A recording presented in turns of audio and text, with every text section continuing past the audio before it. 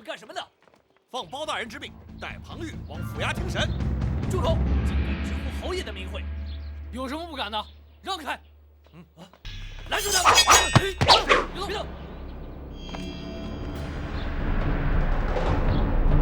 全部给我退开！是。你是什么人？御前四品带刀护卫，展昭。你是预谋南下展昭？展某是为了安乐侯庞玉而来，与你们无关。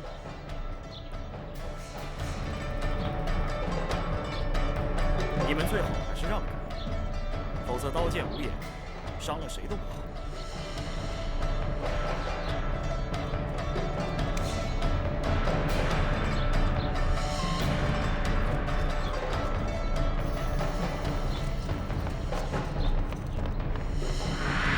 站住！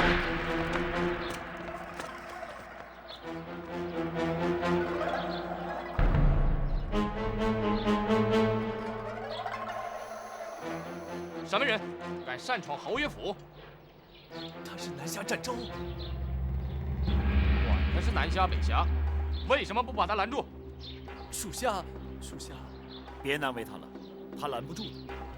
你们太胆大包天，安乐侯府岂容你们来去自如？别说是安乐侯府，就算是龙潭虎学院，在展某眼中又有何惧？好大的口气！今天就让你来得去不得！上！是，尽量不伤人命。是。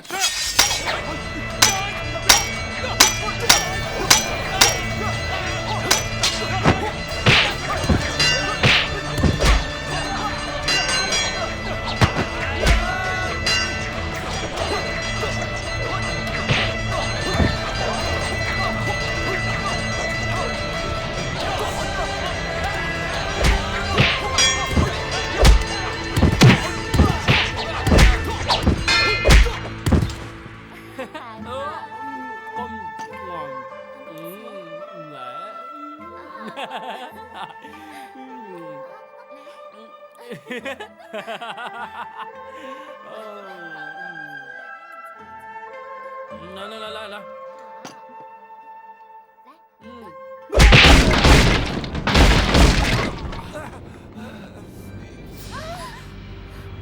大胆，敢打扰本侯爷饮酒！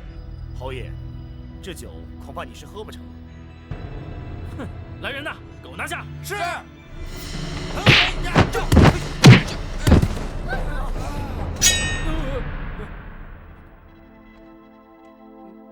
你是什么人？御前四品带刀护卫展昭。来本侯府邸做什么？奉包大人之命，请侯爷府衙公堂走一趟。啊？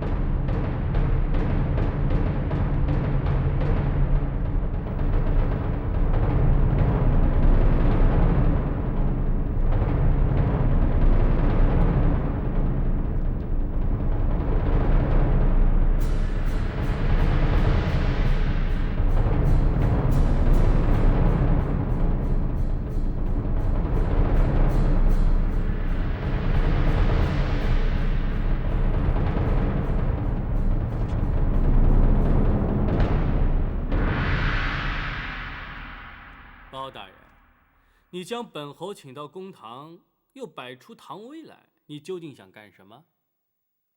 侯爷，陈州饥荒震惊朝野，皇上上提天心，下恤百姓，诏令侯爷陈州放赈，但不知侯爷赈民可曾投入救灾，赈粮可曾发放百姓？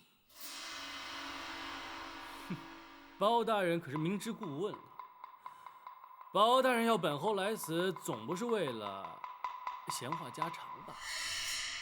不错，本府经多日查访，所见所闻，再待闲事，侯爷并未依旨放朕，不知侯爷可有说辞？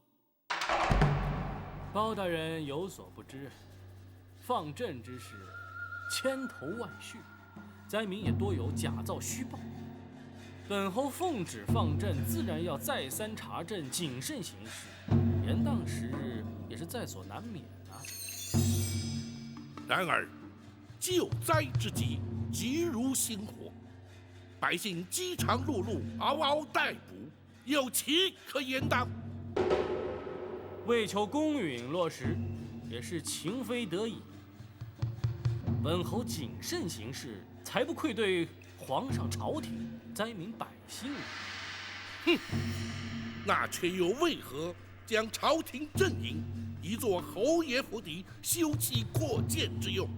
难道这也是为了皇上、朝廷、灾民百姓？包大人，这子虚乌有之事，既不能道听途说，更不能妄加臆测呀。住手！何谓道听途说、妄加臆测？你挪用阵营，克扣镇粮，奴役民工，强弱民女，你的种种恶行，本府均已查清问明，搜录在案。如今人证物证俱全，你还敢在本府公堂之上信口开河，大放厥词？包拯，你不过是开封府一个小小的3品府尹，本侯却是皇上钦点御封的安乐侯。本侯奉旨放朕，又岂能轮到你来又查又问又审又办？斩护卫在，请圣旨。是。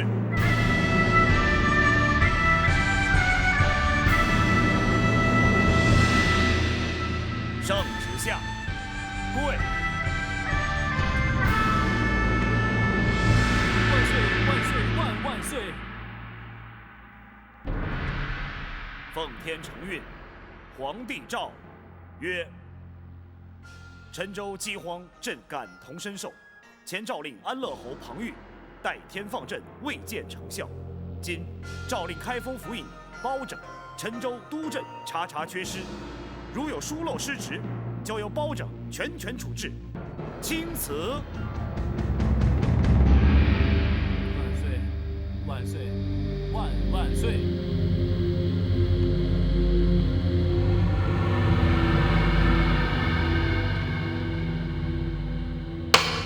庞昱，你奉旨放赈，本府却是奉旨督政。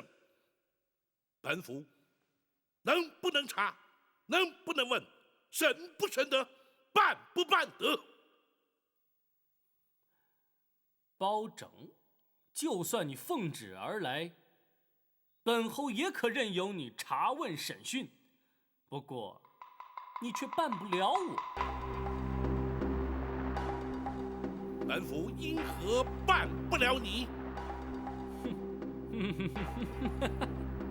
本侯贵为安乐侯，以我大宋律法，只有大理寺有权判决。包大人可还记得呀？当朝太师乃本侯生父，宫中贵妃乃为本侯亲姐。包大人以为大理寺中有谁敢办？多大的罪名，又有谁敢判？庞昱，你本是不学无术、无知小人，权杖复结于阴，封侯受爵，如今居然还厚颜无耻、洋洋自得，难道不怕丢尽你庞家颜面？随你怎么说，一旦回到京城，包拯，我看你能奈我何？哼，怕的是你回不了京。包拯，你敢违法私刑？本府一向知法守法，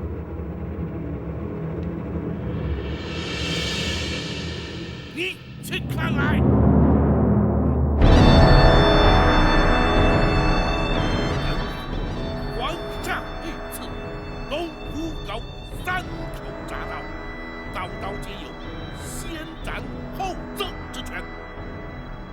狗头铡，铡的是小小奸佞、行凶作恶之辈；虎头铡，铡的是贪官污吏、枉法弄权之徒。至于这龙头铡，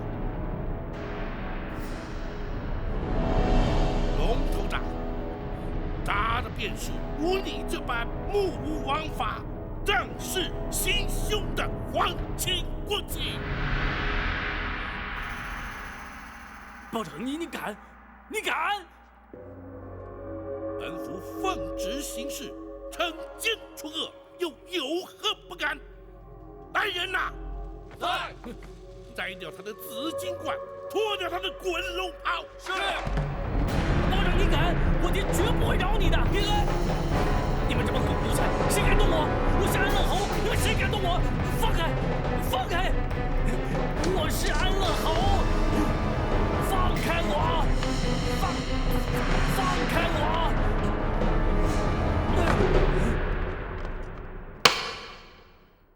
堂下听判。唐寅，你无功而受禄，蒙皇恩而封侯，本应上提圣心，下恤黎民。如今陈州饥荒，你奉旨放赈，就该看灾扶民，戮力以赴。你却因贪财而克扣赈银赈粮，成私欲而欺压民工民妇，极尽奢靡之能事，而无视于禄岛之恶票，其心可鄙，其行当诛。依法论罪，罪在不赦。本府以大宋律例，判你铡刀之刑。来人呐！在。龙头铡伺候。是。你们不能杀我！不能杀我！包大人，饶命啊！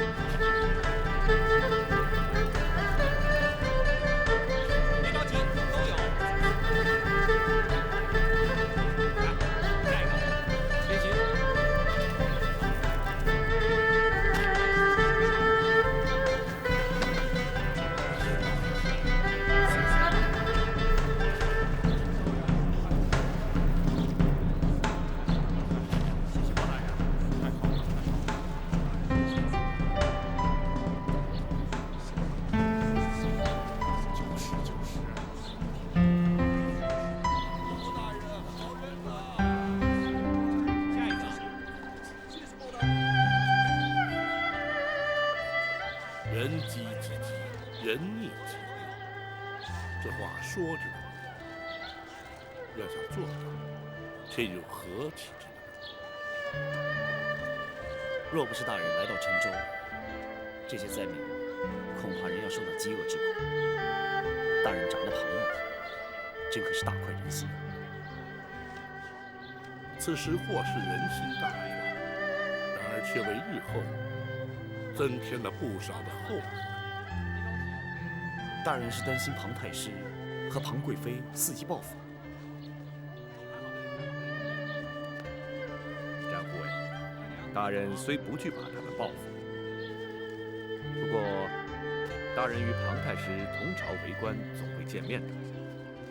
而且庞贵妃又深受皇上宠爱，恐怕会对大人不利。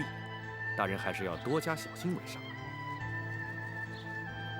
既然是为朝廷效力，为皇上分忧解劳，就顾不得这么多。公孙先生，学生在，可曾将赈灾之事交代妥当？大人，学生已经告知王大人了，大人尽可放心。好，明日一早就启程回京。是。大人为何如此着急回京？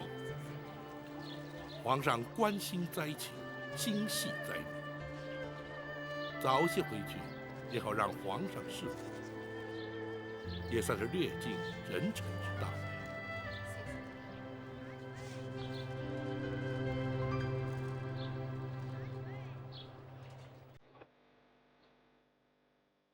夜色已深，母后还是早些安歇吧。晨昏定省，虽是子女孝道，可是皇上日理万机，自然不同于一般人。以后偶尔来看看哀家就行了，用不着天天来。不，朕一向自诩仁孝治国，仁者爱人，孝者孝亲。倘若连朕都不能善尽人子之道，又何以教化臣民呢？大宋有你这样的皇帝，是朝廷百姓之福啊。哀家虽不是你的生身之母，你仍然恪守孝道，还是嫡娘娘调教的好。朕7岁被选，立为太子进宫，生母虽有教导，可母后的熏陶更让朕获益良多。母后乃是当今国母，母仪天下，朕理当尽孝。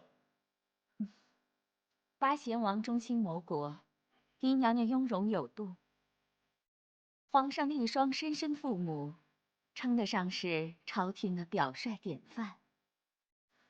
谢母后夸赞。好了好了，明日还有早朝，皇上也该去休息了吧？是。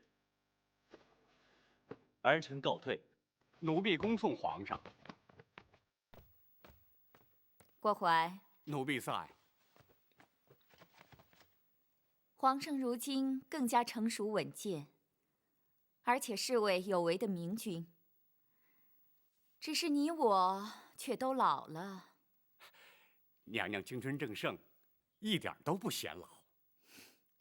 你呀，就会讨哀家的欢心。娘娘，奴婢伺候太后20多年，向来是实话实说呀。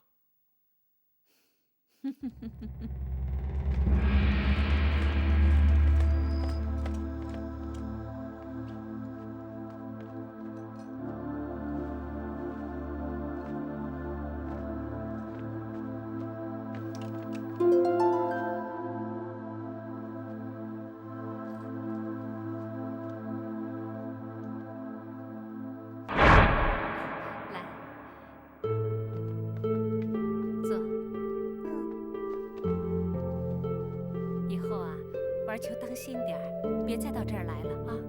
被宫里人看见了会不高兴的，知道吗？为什么？因为这是冷宫，只有像我这样犯了错的人，才可以住到这儿来的。你犯了什么错？我错在进了深宫内院，错在嫁给了帝王之家。你嫁给了皇上？不错。皇上为什么让你住到这儿来呢？你还小，你不会明白的。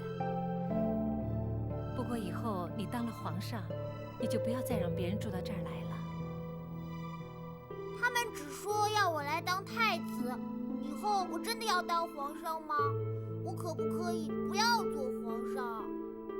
不可以，有时候命运不是自己能够决定的。不过你可以选择做一个好皇帝呀。怎么才能做一个好皇帝呢？要仁慈，要孝顺。仁孝这2个字如果做到了，就能是个好皇帝了。我不懂。你现在还小，等你长大了，你就会懂的。我送你样东西，来，过来。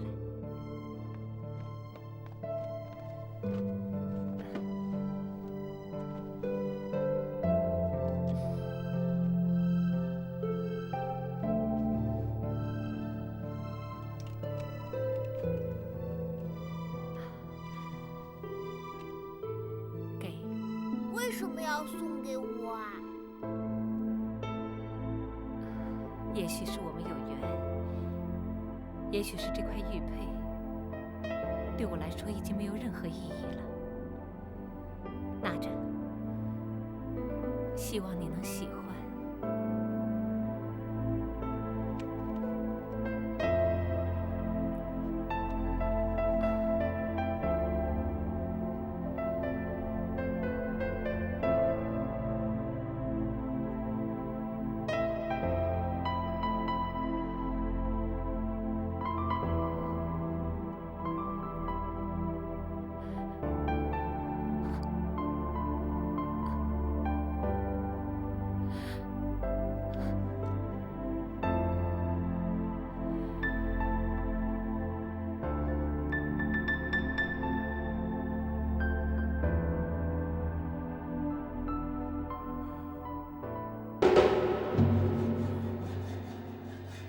这块玉佩可有别人见过？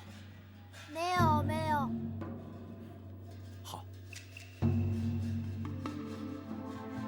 今后你要随身佩戴着，在你当上皇上之前，绝不可以让任何人发现。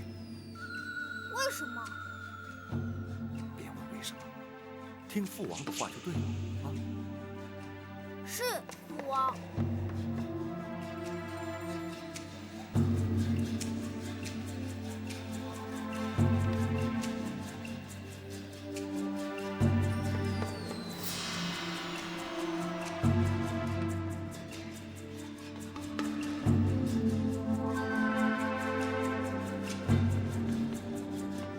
父王，那个女人是谁啊？不知道。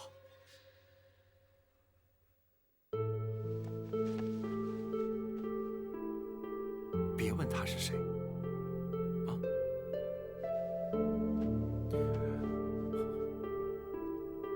有很多事情，等你长大成人以后，你自然会明白。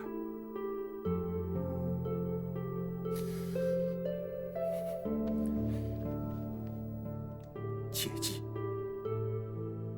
你当上皇帝之后，一定要以仁孝治国。切记，莫忘。嗯。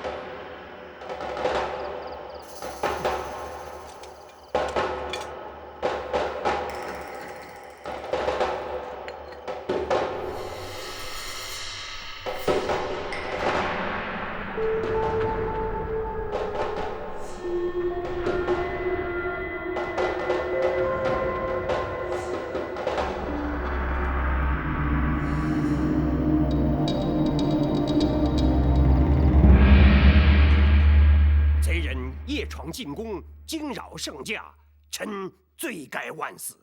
哼，倘若来人要行刺于朕，这大宋天子就要换人了。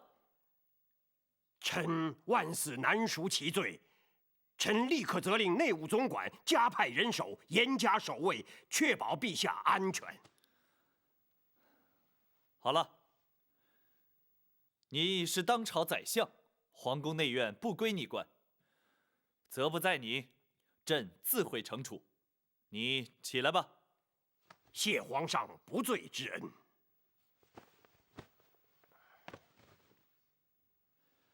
朕自认虽非有德明君，却也非失德昏君。朕并不担心有人会来行刺于朕。皇上仁民爱物，孝感动天，天下臣民无不敬仰感戴。倘若如此，却又为何会有贼人闯入进宫呢？贼人既为忤逆犯上，伤及龙体，那他夜闯寝宫，又所为何来呢？他取走了朕贴身的玉佩。虽然只是一块玉佩，但对朕而言却意义重大。不仅如此，他还留下了一张字简。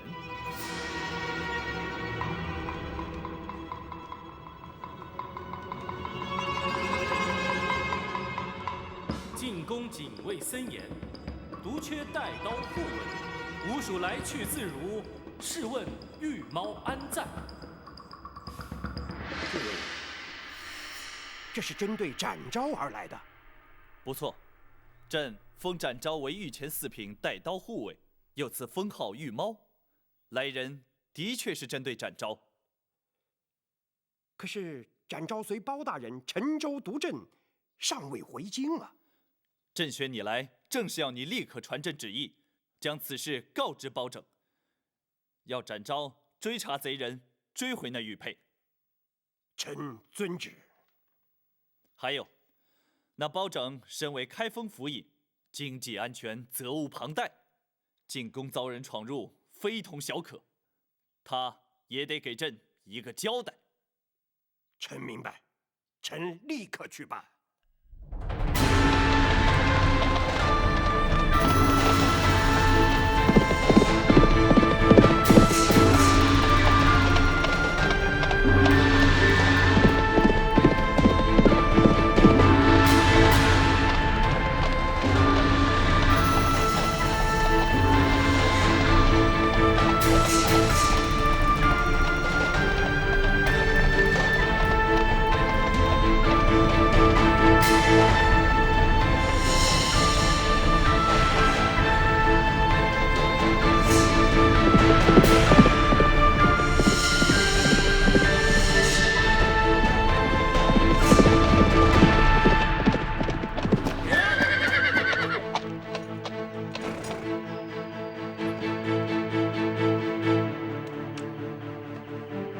请交给包大人。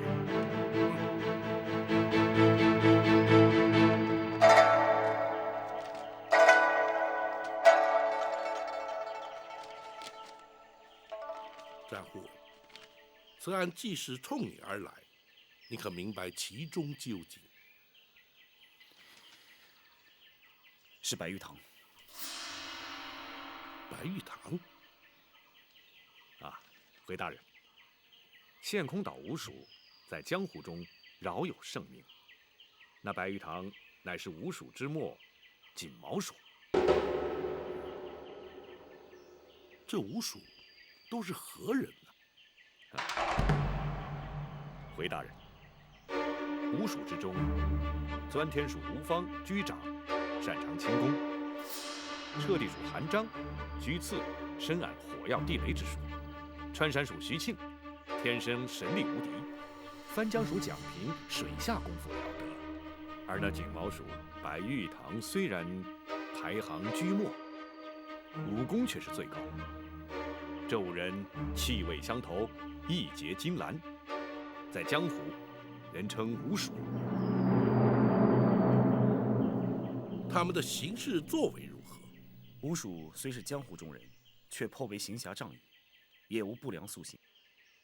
属下虽与他们没有来往，却早有惺惺相惜之感。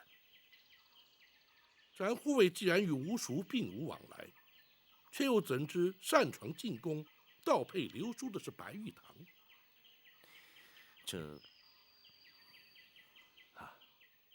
大人，那白玉堂心高气傲，行事乖张率性，只有他才会犯下如此鲁莽的行为啊！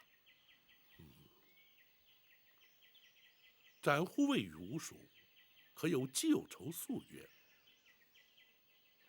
属下与他们无怨无仇。既无宿怨，那白玉堂为何要盗配流书嫁祸于你？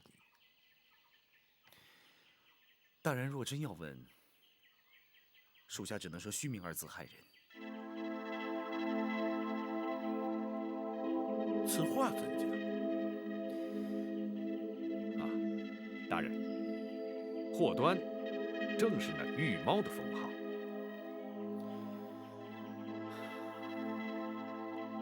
玉猫封号，乃是圣上因见展护卫身手矫捷，驯如狸猫而赐名，与他人又有何干？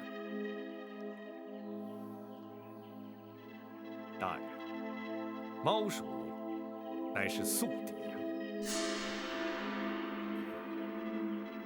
本府明白，可是纵然如此，又何须计较至此啊？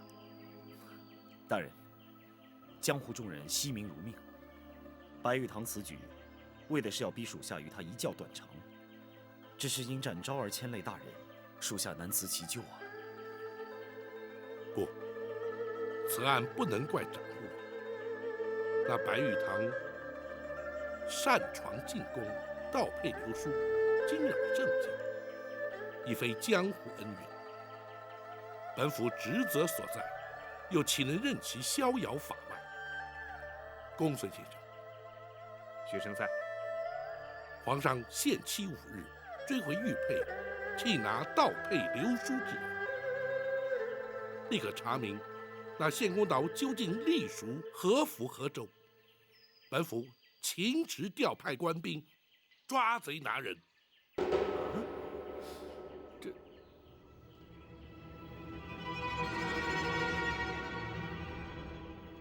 公孙先生可是有不同看法？回大人，江湖草莽行事，大多不受法理束缚。大人如兴师动众而去，倘若那白玉堂情急之下毁佩逃逸，大人将如何向皇上交代啊？哪怕他逃到天涯海角，本府也誓将他追捕到案。以江湖之大，倘若白玉堂有心藏匿，恐怕永难将他追及到案。公孙先生可有良策？解铃还须系铃人，此事还需仰仗展护卫。展护卫？公孙先生之言，展昭明白。白玉堂既是江湖中人，属下就以江湖规矩来办。此话何解？白玉堂入宫盗配，意在展昭，只要属下亲往献空岛，此案自然可破。然而本府又岂能让展护卫独自一人涉险？大人放心，属下自信还能应付得了。大人尽管回京复旨吧，展昭5日之内，定当携佩回京。既然如此，展护卫多加小心。多谢大人关心，属下告辞。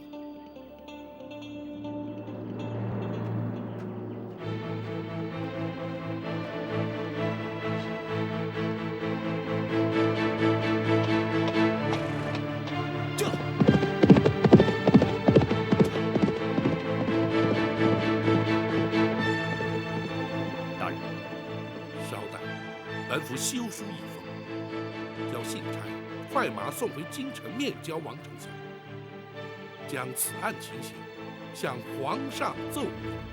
你我即刻启程，早日回京面圣。是，大人。但愿但护卫此去献空能够平安无事。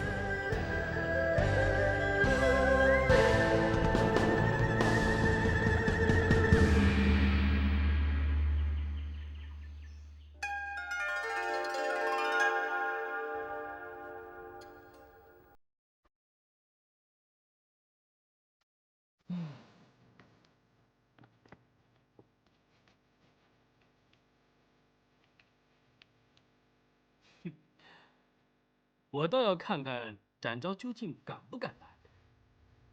从今以后，不再是猫抓老鼠，而是老鼠抓猫。五弟，这一回恐怕是你莽撞。大哥何出此言？你找上展昭无可厚非，可是你夜闯宫禁，盗配流书，这……大哥，你怎么越走江湖胆子越小啊？老五干的没错，可替咱们兄弟出了口怨气。大哥是担心老五此举惊动了朝廷。不错，按照江湖规矩，我们也不该与朝廷为敌呀。我找的是展昭。皇上既然要封他四品带刀护卫，就得跟着他担惊受累。可是，这一旦朝廷派兵前来，事情只怕就闹大了。哎，闹就闹吧，大不了咱哥几个再重回江湖去嘛！啊，二哥，陷空岛卢家庄是大哥的产业，他可不能像我们一样说走就走。五弟，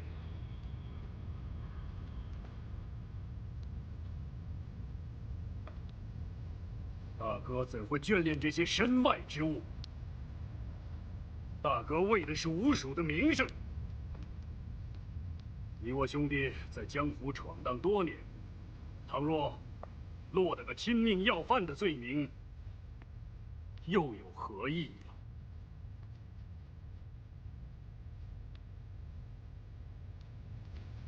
大哥，如果你真顾及到吴蜀的名声，就该让展昭去除御猫的称号。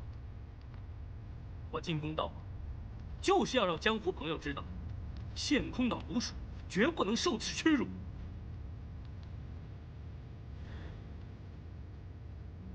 与展昭争名斗胜的方法很多，又何必出此下策呢？啊！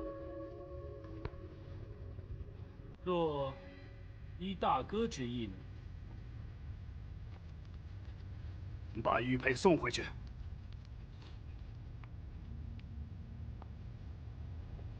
老五啊，大哥说的没错，要找展昭的麻烦，还有别的方法。四哥也这么想？嗯。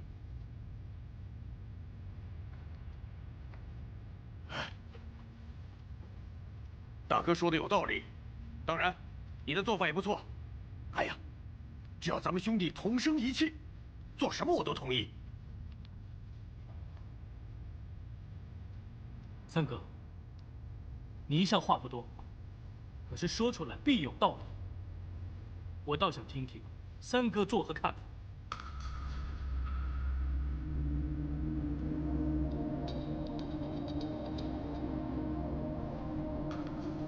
听大哥的。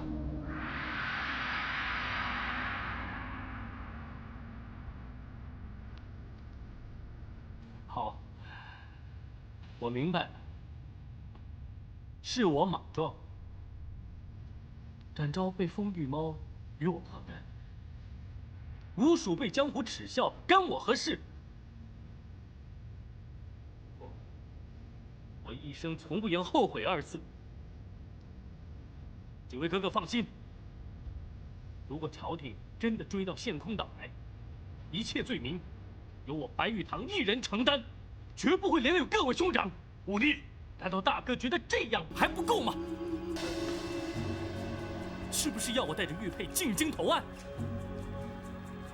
不，我白玉堂一生傲骨，宁死不容。哼！五弟，五弟，大哥，这怎么办呢？大哥，他的脾气你是知道的，什么事儿都干得出来，万一……大哥。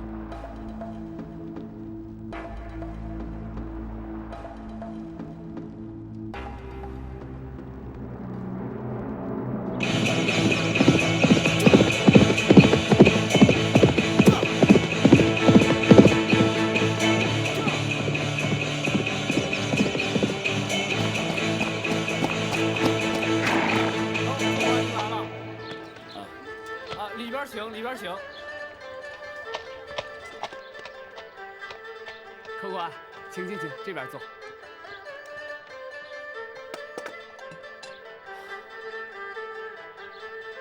小二，哎，陷空岛离此地还有多远？还有2里地吧。客官要去卢家庄。你怎么知道？卢庄主仗义好客，远近都知道。客官一身侠客打扮，想必是卢庄主的朋友了。 算是吧。不过客官今天可能去不成了。为什么？陷空岛外是芦花荡，卫士一过，大雾弥漫，没有船是不可能上岛的。客官可以在这小住一晚，明天再去。小二，你可不是为了招揽生意吧？不，客官要是不信，尽管去问，问谁都行。好，我信。来。 准备一间上房。哎，是。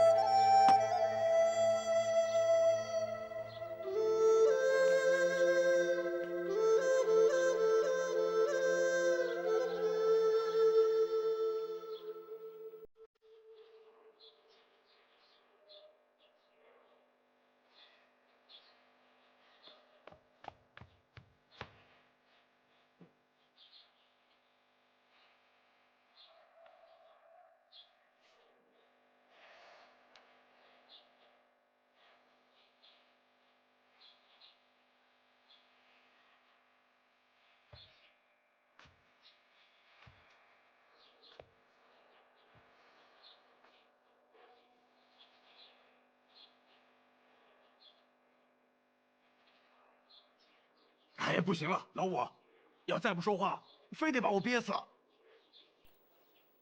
二哥想说什么，话都已经说到头了。哎，其实大哥说的也挺有道理的。如果二哥只是想来劝我，那就最好别说下去。不是，我可不是来劝你。大哥说的虽然有道理，可咱们兄弟一条心。 如果你非要坚持这么干的话，我们谁都不会有意见。哦，二哥同意我的做法，我们都同意。大哥，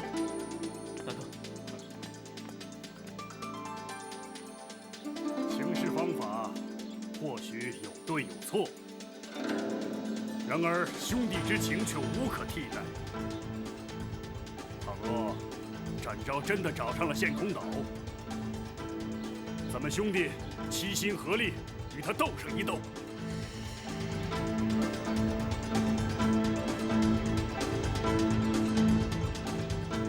多谢几位哥哥。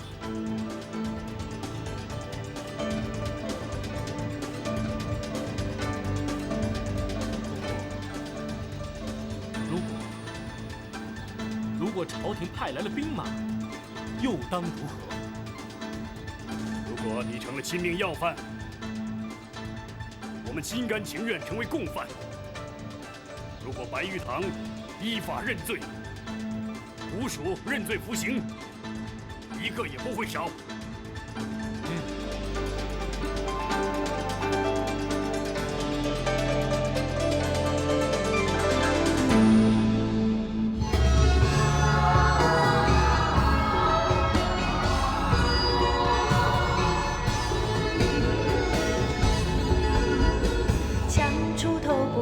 数自寻烦恼，天外有天比你高。贵比不上身体好，无忧无虑品尝心到老。看得透想得开，别爱计较，宽宏大量开口笑。我朋友要比多仇人好，让人一步世界大多了。真心好，就和总会被看到，不需要拒绝让别人知道。重承诺，友谊才是宝，尝过人情冷暖最明了。现在讲谁傻瓜言之过早，人会好心有好报。人生有什么才不算少？自己快乐满意就好，自己快乐满意就好。